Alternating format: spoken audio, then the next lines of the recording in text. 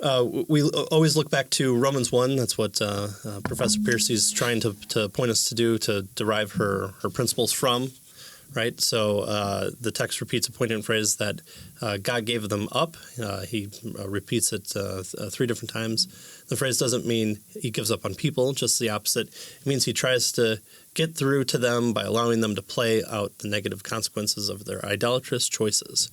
And I would almost phrase this a different way. I would almost take this a different way, though, and say instead of tries, it seems like God, fails at times. But I would say that he uses it for his glory. So good. There's a way to yes. So the point she's trying to make here is that in Romans 1, it tells us that God gives people up to allow them to experience the negative consequences of the choices they make. Of replacing God with something that isn't God. With an idol. Right. Yeah, that sort of thing. And so God allows them to do this, and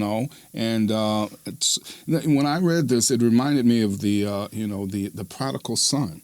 Here the prodigal son, his father says, fine, I'll give you your part of the inheritance. And he goes out and he experiences the negative consequences of his choices, right? And then after a while, he comes to himself, right? And so that I think that's kind of what she's trying to point out here with this Romans 1 thing. God gave them up so that they could experience the negative consequences of their choices, in hopes that we would suggest, right, that they would come to themselves and therefore, see the true and the living God as indeed the true and the living God, right? She says, in the same way, God gives up people so that they will perceive the harmful consequences of their idolatry, right?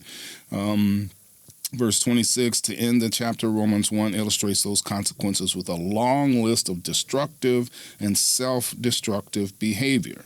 God uses these negative experiences to press people to the point of decision, right? Will they continue worshiping a counterfeit God that is destroying them, or will they repent and turn to the true God? Right. Yeah. So this is kind of removal of God's blessing, or removal of some sort of common grace blanket that all people, regardless of belief in God or not, experience. And so God seems to be dealing with them in a manner that is up to that person's choice of where their desires are. Their desires are to not worship God, to replace him. And God essentially says, fine, go live out in the wilderness, go live apart and see how that works out.